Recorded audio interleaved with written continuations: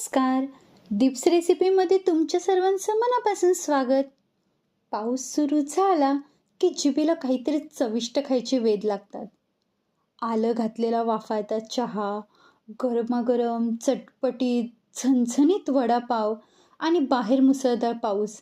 आहाहा, काय भन्नाट कॉम्बिनेशन. जिभेला अगदी पाणी सुटलं ना. चला तर मग पटकन वेळ न घालवता आपण वडापाव बनवायला सुरुवात करूया. सगळ्यात आधी आपण वड्यासाठी लागणारा ठेचा बनवून घेऊयात.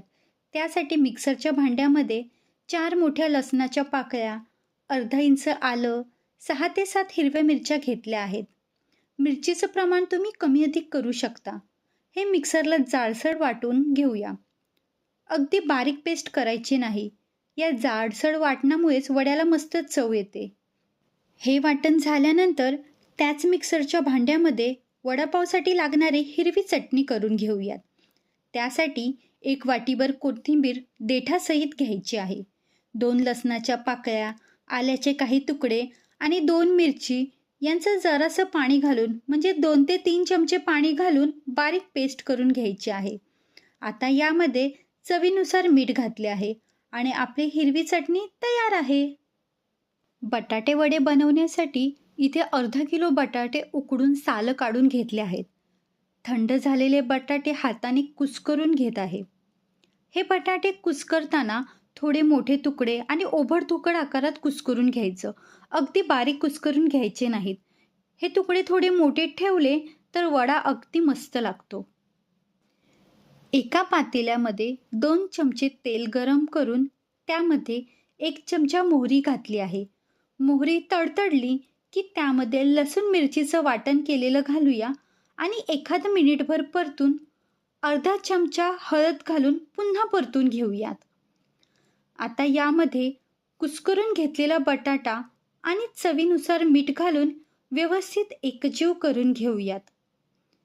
हे एकजीव करून झालं की गॅस बंद करून मस्त भरपूर कोथिंबीर घालून झाली की हे वड्याचं मिश्रण तयार आहे.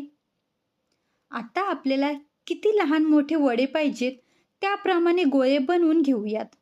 हे पहा, सगळे वडे बनवून झाले आहेत. बेसन पीठ भिजवण्यासाठी एका बाउलमध्ये 1 वाटी बेसन पीठ घेऊन त्यामध्ये 1 लहान चमचा ओवा हातावर चोळून घ्यायचा आहे. अर्धा चमचा हळद आणि चवीनुसार मीठ हे सगळं एकजीव करून घेऊयात आणि लागेल तसं पाणी घालून मिक्स करून घेऊयात. हे पहा, इतकं सैलसर पीठ भिजवायचं आहे. यासाठी साधारणतः मला अर्धा ग्लास पाणी लागलं आहे. हे पीठ जास्त घट्ट भिजवलं तर वड्याचं आवरण जाडसर होतं आणि वडा खुसखुशीत होत नाही. आता चुरा बनवण्यासाठी तेल मध्यम आचेवरती गरम केलं आहे. बेसनाचं मिश्रण तेलामध्ये हळूवार चमच्याने किंवा हाताने असं सोडायचं आहे आणि खरपूस होईपर्यंत हा चुरा आपण तळून घेऊयात. हा चुरा तळून झाला आहे. आता आपण काढून घेऊयात. खूप छान आणि कुरकुरीत लागतो हा चुरा.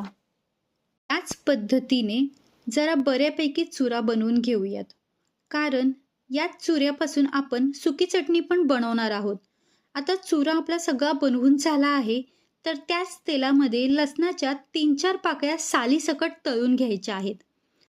आता आपण वडापावसाठीची सुकी लाल चटणी तयार करून घेऊयात.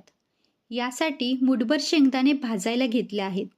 शेंगदाणे छान खमंग भाजत आले की त्यामध्ये सालीसकट तळलेल्या 4 लसणाच्या पाकळ्या आणि वाटीभर तळलेला चुरा, 1 चमचा लाल तिखट, चवीनुसार मीठ घालून छान मिक्स करून घ्यायचं आहे आणि मिक्सरच्या भांड्यामध्ये जाडसर वाटून घ्यायचं आहे.